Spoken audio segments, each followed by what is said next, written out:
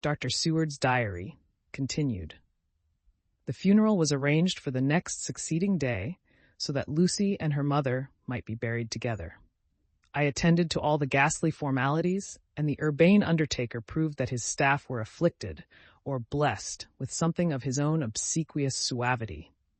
Even the woman who performed the last offices for the dead remarked to me, in a confidential, brother-professional way, when she had come out from the death chamber, "She makes a very beautiful corpse, sir.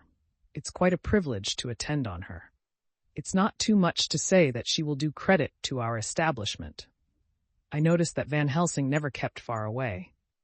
This was possible from the disordered state of things in the household. There were no relatives at hand, and as Arthur had to be back the next day to attend at his father's funeral, we were unable to notify anyone who should have been bidden. Under the circumstances, Van Helsing and I took it upon ourselves to examine papers, etc. He insisted upon looking over Lucy's papers himself. I asked him why, for I feared that he, being a foreigner, might not be quite aware of English legal requirements, and so might in ignorance make some unnecessary trouble. He answered me, I know. You forget that I am a lawyer as well as a doctor. But this is not altogether for the law. You knew that when you avoided the coroner. I have more than him to avoid. There may be papers more, such as this." As he spoke, he took from his pocketbook the memorandum which had been in Lucy's breast and which she had torn in her sleep. "When you find anything of the solicitor who is for the late Mrs. Westenra, seal all her papers and write him tonight. For me, I watch here in the room and in Miss Lucy's old room all night, and I myself search for what may be. It is not well that her very thoughts go into the hands of strangers."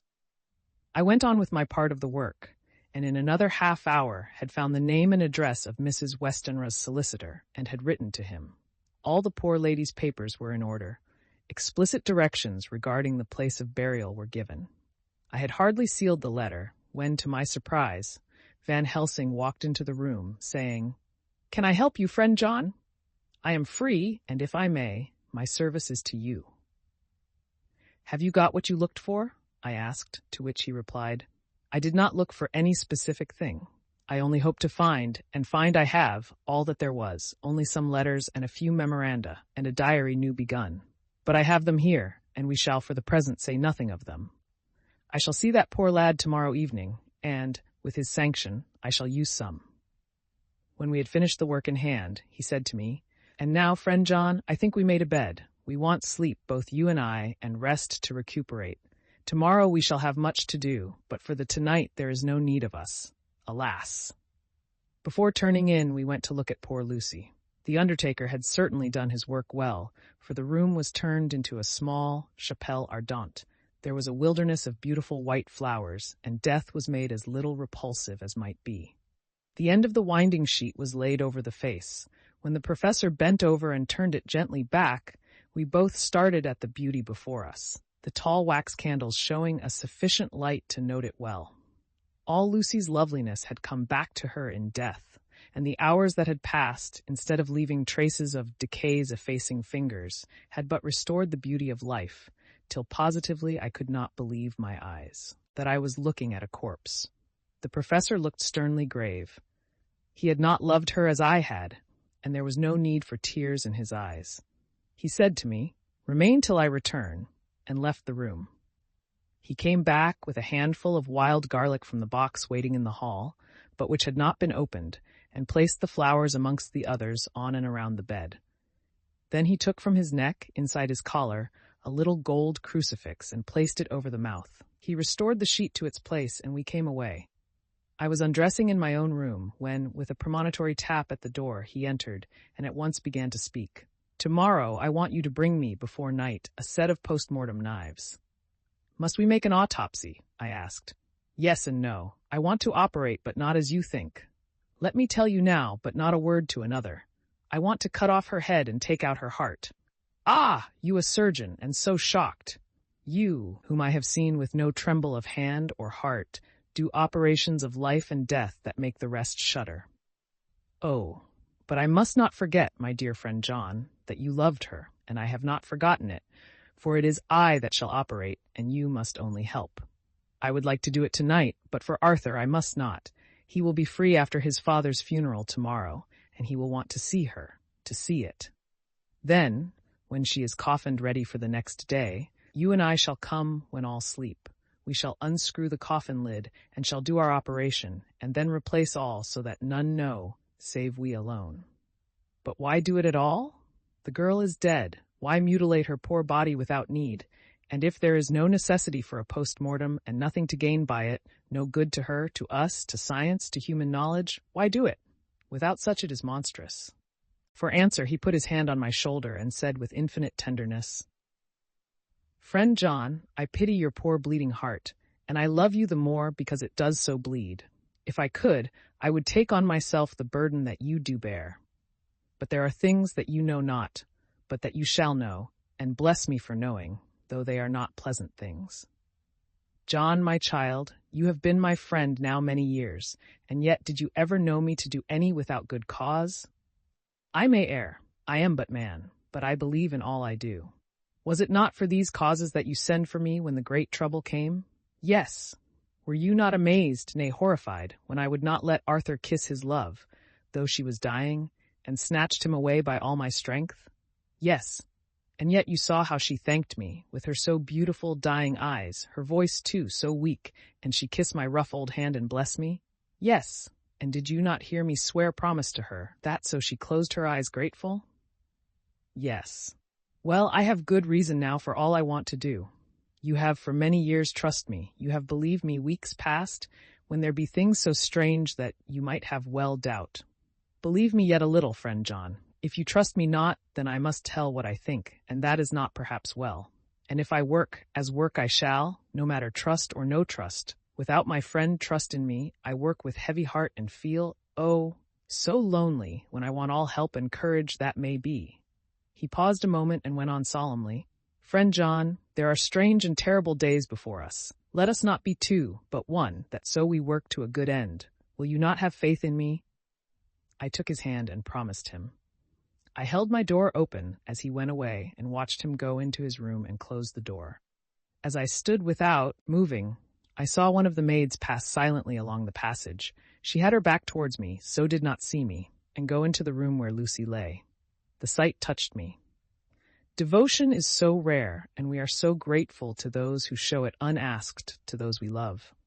Here was a poor girl putting aside the terrors which she naturally had of death to go watch alone by the bier of the mistress whom she loved, so that the poor clay might not be lonely till laid to eternal rest. I must have slept long and soundly, for it was broad daylight when Van Helsing waked me by coming into my room. He came over to my bedside and said, You need not trouble about the knives. We shall not do it. Why not?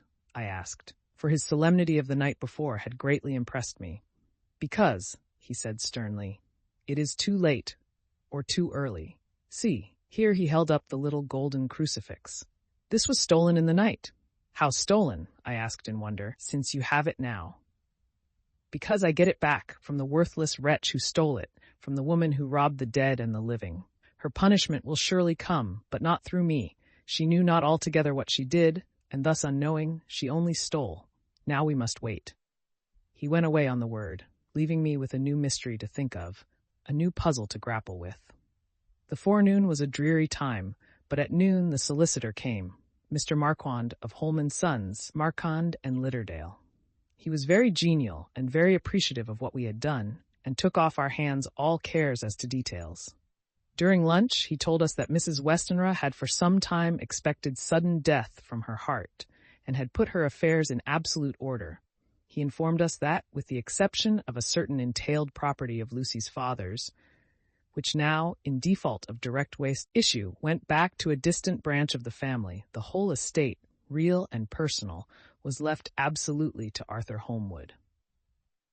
When he had told us so much, he went on, Frankly, we did our best to prevent such a testamentary disposition, and pointed out certain contingencies that might leave her daughter either penniless or not so free as she should be to act regarding a matrimonial alliance. Indeed, we pressed the matter so far that we almost came into collision, for she asked us if we were or were not prepared to carry out her wishes. Of course, we had then no alternative but to accept. We were right in principle, and 99 times out of 100 we should have proved, by the logic of events, the accuracy of our judgment. Frankly, however, I must admit that in this case any other form of disposition would have rendered impossible the carrying out of her wishes. For by her predeceasing her daughter, the latter would have come into possession of the property, and, even had she only survived her mother by 5 minutes, her property would, in case there were no will, and a will was a practical impossibility in such a case, have been treated at her decease as under intestacy. In which case, Lord Godalming, though so dear a friend, would have had no claim in the world, and the inheritors, being remote, would not be likely to abandon their just rights, for sentimental reasons regarding an entire stranger. I assure you, my dear sirs, I am rejoiced at the result, perfectly rejoiced. He was a good fellow, but his rejoicing at the one little part, in which he was officially interested, of so great a tragedy, was an object lesson in the limitations of sympathetic understanding. He did not remain long, but said he would look in later in the day and see Lord Godalming. His coming, however, had been a certain comfort to us, since it assured us that we should not have to dread hostile criticism as to any of our acts. Arthur was expected at 5 o'clock, so a little before that time we visited the death chamber. It was so in very truth, for now both mother and daughter lay in it. The undertaker, true to his craft, had made the best display he could of his goods, and there was a mortuary air about the place that lowered our spirits at once. Van Helsing ordered the former arrangement to be adhered to, explaining that, as Lord Godalming was coming very soon, it would be less harrowing to his feelings to see all that was left of his fiancée quite alone. The undertaker seemed shocked at his own stupidity, and exerted himself to restore things to the condition in which we left them the night before, so that, when Arthur came, such shocks to his feelings as we could avoid were saved. Poor fellow! He looked desperately sad and broken. Even his stalwart manhood seemed to have shrunk somewhat under the strain of his much-tried emotions. He had, I knew, been very genuinely and devotedly attached to his father, and to lose him, and at such a time, was a bitter blow to him. With me he was warm as ever, and to Van Helsing he was sweetly courteous, but I could not help seeing that there was some constraint with him. The professor noticed it too, and motioned me to bring him upstairs. I did so, and left him at the door of the room, as I felt he would like to be quite alone with her. But he took my arm and led me in, saying huskily, "You loved her too, old fellow. She told me all about it, and there was no friend had a closer place in her heart than you. I don't know how to thank you for all you have done for her. I can't think yet." Here he suddenly broke down, and threw his arms round my shoulders and laid his head on my breast, crying, "Oh, Jack, Jack, what shall I do? The whole of life seems gone from me all at once, and there is nothing in the wide world for me to live for." I comforted him as well as I could. In such cases men do not need much expression. A grip of the hand, the tightening of an arm over the shoulder, a sob in unison, are expressions of sympathy dear to a man's heart. I stood still and silent till his sobs died away, and then I said softly to him, "Come and look at her." Together we moved over to the bed, and I lifted the lawn from her face. God, how beautiful she was! Every hour seemed to be enhancing her loveliness. It frightened and amazed me somewhat, and as for Arthur, he fell a trembling, and finally was shaken with doubt as with an ague. At last, after a long pause, he said to me in a faint whisper, "Jack, is she really dead?" I assured him sadly that it was so, and went on to suggest, for I felt that such a horrible doubt should not have life for a moment longer than I could help, that it often happened that after death faces became softened and even resolved into their youthful beauty, that this was especially so when death had been preceded by any acute or prolonged suffering. It seemed to quite do away with any doubt, and after kneeling beside the couch for a while, and looking at her lovingly and long, he turned aside. I told him that that must be goodbye, as the coffin had to be prepared. So he went back and took her dead hand in his and kissed it, and bent over and kissed her forehead. He came away, fondly looking back over his shoulder at her as he came. I left him in the drawing room and told Van Helsing that he had said goodbye, so the latter went to the kitchen to tell the undertaker's men to proceed with the preparations and to screw up the coffin. When he came out of the room again, I told him of Arthur's question, and he replied, "I am not surprised. Just now I doubted for a moment myself." We all dined together, and I could see that poor Art was trying to make the best of things. Van Helsing had been silent all dinner time, but when we had lit our cigars, he said, "Lord," but Arthur interrupted him. No, not that, for God's sake. Not yet at any rate. Forgive me, sir. I did not mean to speak offensively. It is only because my loss is so recent." The professor answered very sweetly, "I only used that name because I was in doubt. I must not call you Mr., and I have grown to love you. Yes, my dear boy, to love you as Arthur." Arthur held out his hand and took the old man's warmly. "Call me what you will," he said. "I hope I may always have the title of a friend, and let me say that I am at a loss for words to thank you for your goodness to my poor dear." He paused a moment and went on, "I know that she understood your goodness even better than I do, and if I was rude or in any way wanting at that time, you acted so, you remember." The professor nodded. "You must forgive me." He answered with a grave kindness, "I know it was hard for you to quite trust me then, for to trust such violence needs to understand, and I take it that you do not, that you cannot, trust me now, for you do not yet understand. And there may be more times when I shall want you to trust when you cannot, and may not, and must not yet understand. But the time will come when your trust shall be whole and complete in me, and when you shall understand as though the sunlight himself shone through. Then you shall bless me from first to last for your own sake, and for the sake of others, and for her dear sake to whom I swore to protect." "And indeed, sir," said Arthur warmly, "I shall in all ways trust you. I know and believe you have a very noble heart, and you are Jack's friend, and you were hers. You shall do what you like." The professor cleared his throat a couple of times, as though about to speak, and finally said, "May I ask you something now?" "Certainly." "You know that Mrs. Westenra left you all her property?"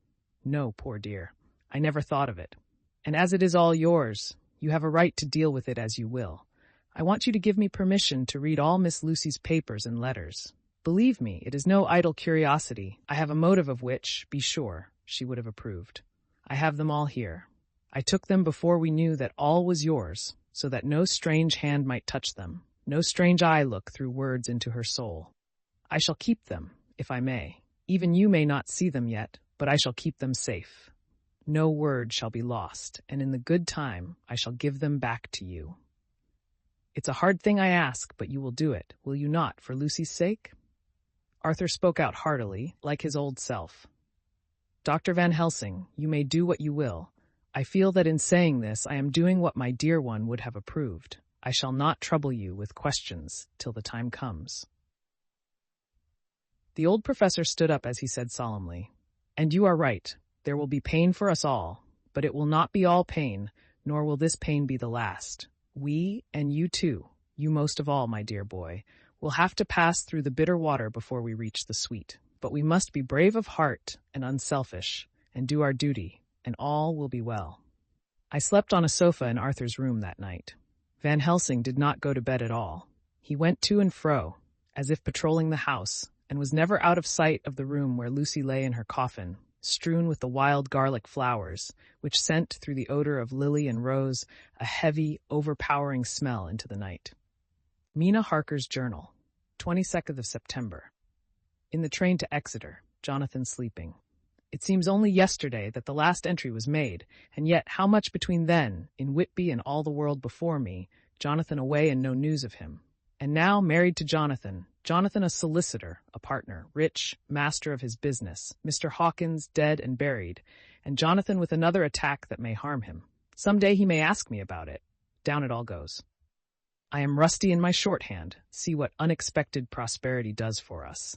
So it may be as well to freshen it up again with an exercise anyhow. The service was very simple and very solemn. There were only ourselves and the servants there, one or two old friends of his from Exeter, his London agent, and a gentleman representing Sir John Paxton, the president of the Incorporated Law Society. Jonathan and I stood hand in hand, and we felt that our best and dearest friend was gone from us. We came back to town quietly, taking a bus to Hyde Park Corner. Jonathan thought it would interest me to go into the row for a while, so we sat down, but there were very few people there, and it was sad-looking and desolate to see so many empty chairs. It made us think of the empty chair at home, so we got up and walked down Piccadilly. Jonathan was holding me by the arm, the way he used to in old days before I went to school. I felt it very improper, for you can't go on for some years teaching etiquette and decorum to other girls without the pedantry of it biting into yourself a bit. But it was Jonathan, and he was my husband, and we didn't know anybody who saw us, and we didn't care if they did. So on we walked. I was looking at a very beautiful girl in a big cartwheel hat, sitting in a Victoria outside Giuliano's, when I felt Jonathan clutch my arm so tight that he hurt me, and he said, under his breath, "My God." I am always anxious about Jonathan, for I fear that some nervous fit may upset him again, so I turned to him quickly and asked him what it was that disturbed him. He was very pale, and his eyes seemed bulging out as half in terror and half in amazement. He gazed at a tall, thin man, with a beaky nose and black moustache and pointed beard, who was also observing the pretty girl. He was looking at her so hard that he did not see either of us, and so I had a good view of him. His face was not a good face. It was hard and cruel and sensual, and his big white teeth, that looked all the whiter because his lips were so red, were pointed like an animal's. Jonathan kept staring at him till I was afraid he would notice. I feared he might take it ill. He looked so fierce and nasty. I asked Jonathan why he was disturbed, and he answered, evidently thinking that I knew as much about it as he did.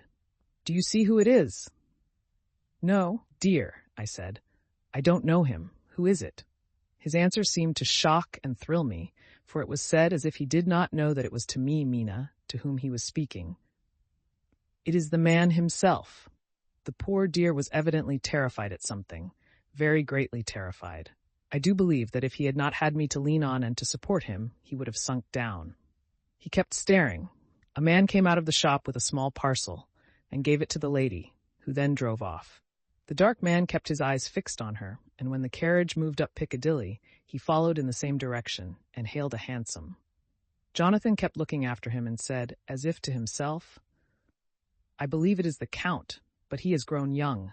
My God, if this be so! Oh, my God, my God! If I only knew! If I only knew!"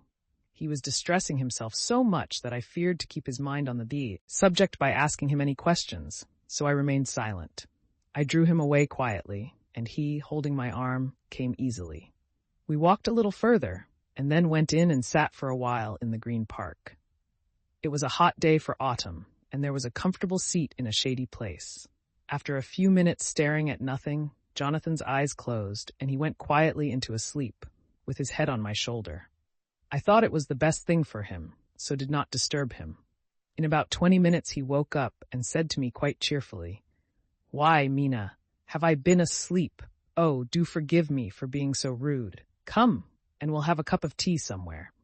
He had evidently forgotten all about the dark stranger, as in his illness he had forgotten all that this episode had reminded him of. I don't like this lapsing into forgetfulness. It may make or continue some injury to the brain. I must not ask him, for fear I shall do more harm than good, but I must somehow learn the facts of his journey abroad. The time is come, I fear, when I must open that parcel and know what is written. Oh, Jonathan, you will, I know, forgive me if I do wrong, but it is for your own dear sake. Later. A sad homecoming in every way. The house empty of the dear soul who was so good to us, Jonathan still pale and dizzy under a slight relapse of his malady, and now a telegram from Van Helsing, whoever he may be. "You will be grieved to hear that Mrs. Westenra died 5 days ago, and that Lucy died the day before yesterday. They were both buried today." Oh, what a wealth of sorrow in a few words. Poor Mrs. Westenra, poor Lucy, gone, never to return to us, and poor Arthur to have lost such sweetness out of his life. God help us all to bear our troubles. Dr. Seward's Diary. 22nd September. It is all over. Arthur has gone back to Ring, and has taken Quincy Morris with him. What a fine fellow is Quincy! I believe in my heart of hearts that he suffered as much about Lucy's death as any of us, but he bore himself through it like a moral Viking. If America can go on breeding men like that, she will be a power in the world indeed. Van Helsing is lying down, having a rest preparatory to his journey. He goes over to Amsterdam tonight, but says he returns tomorrow night, that he only wants to make some arrangements which can only be made personally. He is to stop with me then, if he can. He says he has work to do in London, which may take him some time. Poor old fellow. I fear that the strain of the past week has broken down even his iron strength. All the time of the burial he was, I could see, putting some terrible restraint on himself. When it was all over, we were standing beside Arthur, who, poor fellow, was speaking of his part in the operation where his blood had been transfused to his Lucy's veins. I could see Van Helsing's face grow white and purple by turns. Arthur was saying that he felt since then as if they two had been really married and that she was his wife in the sight of God. None of us said a word of the other operations, and none of us ever shall. Arthur and Quincy went away together to the station, and Van Helsing and I came on here. The moment we were alone in the carriage, he gave way to a regular fit of hysterics. He has denied to me since that it was hysterics, and insisted that it was only his sense of humor asserting itself under very terrible conditions. He laughed till he cried, and I had to draw down the blinds, lest anyone should see us and misjudge. And then he cried, till he laughed again, and laughed and cried together, just as a woman does. I tried to be stern with him, as one is to a woman under the circumstances, but it had no effect. Men and women are so different in manifestations of nervous strength or weakness. Then when his face grew grave and stern again, I asked him why his mirth, and why at such a time. His reply was in a way characteristic of him, for it was logical and forceful and mysterious. He said, "Ah, you don't comprehend, friend John. Do not think that I am not sad, though I laugh. See, I have cried even when the laugh did choke me. But no more think that I am all sorry when I cry, for the laugh he come just the same. Keep it always with you that laughter who knock at your door and say, 'May I come in?' is not the true laughter. No, he is a king, and he come when and how he like. He ask no person, he choose no time of suitability. He say, 'I am here.' Behold, in example I grieve my heart out for that so sweet young girl. I give my blood for her, though I am old and worn. I give my time, my skill, my sleep. I let my other sufferers want that so she may have all. And yet I can laugh at her very grave. Laugh when the clay from the spade of the sexton drop upon her coffin and say, 'Thud, thud,' to my heart, till it send back the blood from my cheek. My heart bleed for that poor boy, that dear boy, so of the age of mine own boy had I been so blessed that he live, and with his hair and eyes the same. There, you know now why I love him so. And yet when he say things that touch my husband heart to the quick, and make my father heart yearn to him as to no other man, not even to you, friend John, for we are more level in experiences than father and son. Yet even at such moment King Laugh he come to me and shout and bellow in my ear, 'Here I am! Here I am!' till the blood come dance back and bring some of you, the sunshine that he carry with him to my cheek. Oh, friend John, it is a strange world, a sad world, a world full of miseries and woes and troubles, and yet when King Laugh come, he make them all dance to the tune he play. Bleeding hearts, and dry bones of the churchyard, and tears that burn as they fall, all dance together to the music that he make with that smileless mouth of him.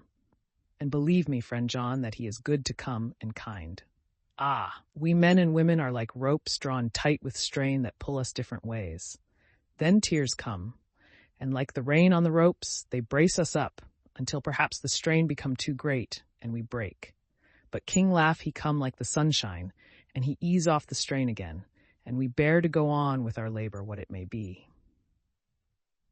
I did not like to wound him by pretending not to see his idea, but as I did not yet understand the cause of his laughter, I asked him.